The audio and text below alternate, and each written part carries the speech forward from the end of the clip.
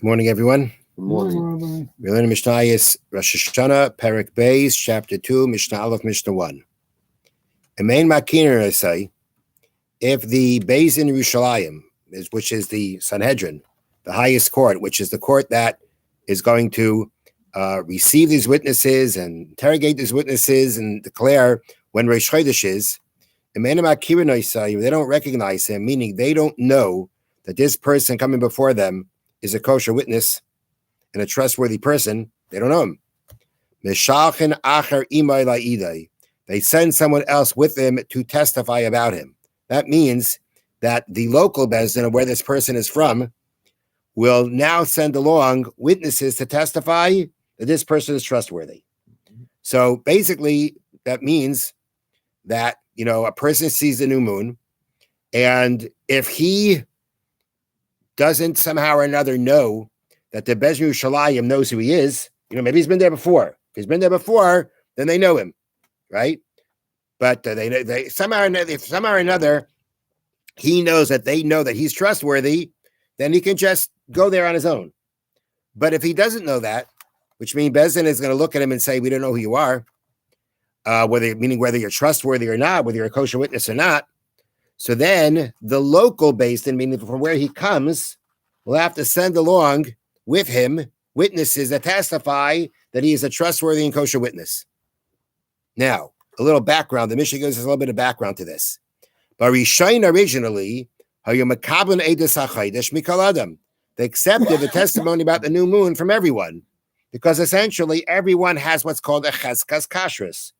There's an assumption. The assumption is that you are a kosher witness and a trustworthy person, unless we know to the contrary. Meaning, unless you've done something to the contrary. But otherwise, you walk into a basin. We don't have to suspect you of not being kosher.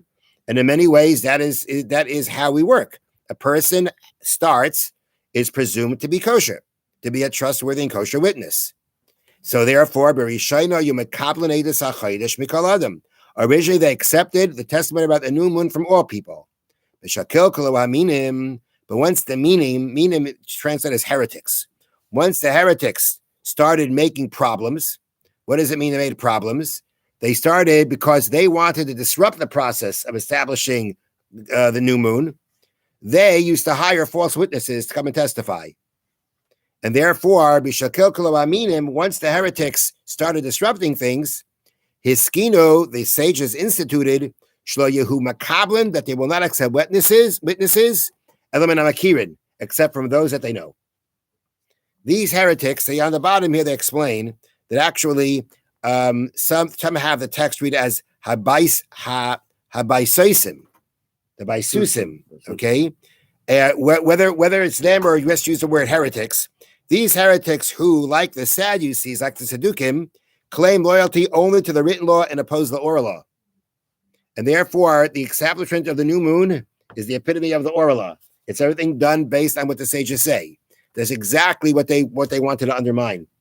And therefore, to undermine the process of Kiddush, of establishing the new moon and the new month, they used to hire false witnesses.